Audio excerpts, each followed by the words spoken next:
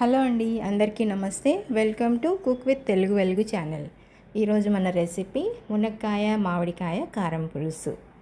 ఎంతో టేస్టీగా ఉండే ఈ పులుసు తయారు చేయడానికి కావలసిన ఇంగ్రీడియంట్స్ మునక్కాయలు, మామిడికాయ, ఆనియన్స్, ఇంకా టొమాటోస్.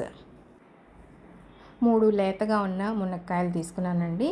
అలాగే మీడియం సైజు మామిడికాయ, 3 టొమాటోస్, 2 మీడియం సైజు ఆనియన్స్ తీసుకున్నాను.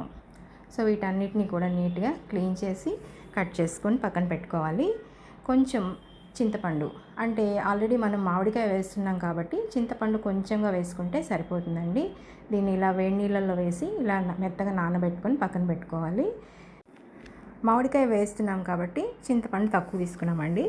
అదేవిధంగా మనం మామిడికాయ కానీ వేయకుండా ఉంటే చింతపండు కొంచెం ఎక్కువ తీసుకుంటే సరిపోతుంది. ఇప్పుడు ఒక బాండలు పెట్టుకొని దానిలో 3 స్పూన్ల ఆయిల్ వేసుకొని ఒక 6 స్పూన్లు ఆవాలు, 1/2 స్పూన్ జీలకర్ర, కొంచెం మెంతులు, ఒక 6 నుంచి 7 వరకు మిరియాలు యాడ్ చేసుకోవాలి. ఈ మిరియాలు మెంతులు వేయడం వల్ల కర్రీకి మంచి ఫ్లేవర్ వస్తుందండి.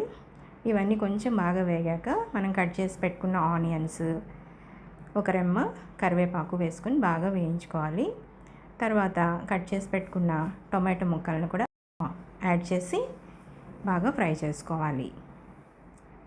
ఇవి ఆయిల్లో కొంచెం బాగా ఫ్రై అయ్యాక కొంచెం పసుపు, 1 స్పూను సాల్ట్ వేసుకోవాలి. సాల్ట్ వేసాక కొంచెం ఆనియన్స్లో వాటర్ వస్తుంది, అవి కొద్దిగా బాగా మగ్గుతాయి.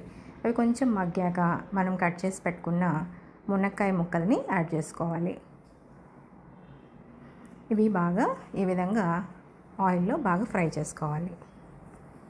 ఇవి కొద్దిగా మగ్గిన తర్వాత కొంచెం కారం పొడి వేసుకోవాలి. నేను ఇక్కడ 1.5 స్పూన్ కారం వేసుకున్నానండి. మీ టేస్ట్కి అనుగుణంగా కారం పెంచుకోవడం తగ్గించుకోవడం చేసుకోవచ్చు. ఇవి కొంచెం బాగా ఫ్రై అయ్యాక మనం ముందుగా తీసి పెట్టుకున్న చింతపండు రసాన్ని కూడా దీనిలో యాడ్ చేసుకోవాలి.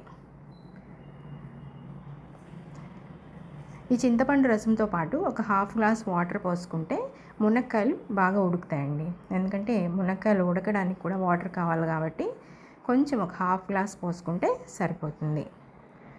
సో ఇప్పుడు వీటిని మూత పెట్టి ఒక 5 to 7 minutes బాగా ఉడికించుకోవాలి. చూసారు కదా, ఈ విధంగా మునక్కాయలు బాగా ఉడికాయండి. ఈ మాత్రం ఉడికితే సరిపోతుంది. మామిడికాయ ముక్కలను మాత్రం మనము లాస్ట్లో వేస్తాము. ఎందుకంటే మామిడికాయ మరీ ఎక్కువ ఉడికిపోయిందంటే బాగా మెత్తపడిపోయి పులుసు అంతా ఎక్కువ పుల్లగా అయిపోతుంది. కాబట్టి లాస్ట్లో మామిడికాయలను ఈ విధంగా యాడ్ చేసుకోవాలి. మామిడికాయ ముక్కలన్నీ వేసి బాగా కలిపేసుకొని ఒక 2-3 నిమిషాలు ఉడికించుకుంటే సరిపోతుందండి.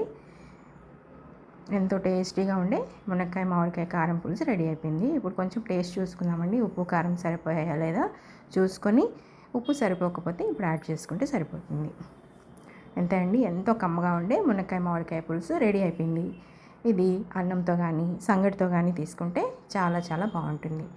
ఇంకా మరెందుకండి ఆలస్యం, తప్పకుండా మీరు కూడా ట్రై చేయండి. మీకు ఎలా వచ్చిందో మాకు కామెంట్ చేయండి.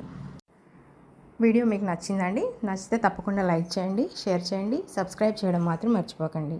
ఇంతే అండి, మరొక మంచి రెసిపీతో నెక్స్ట్ వీడియో కలుద్దామండి. అంతవరకు సెలవు. నమస్తే, బాయ్ బాయ్.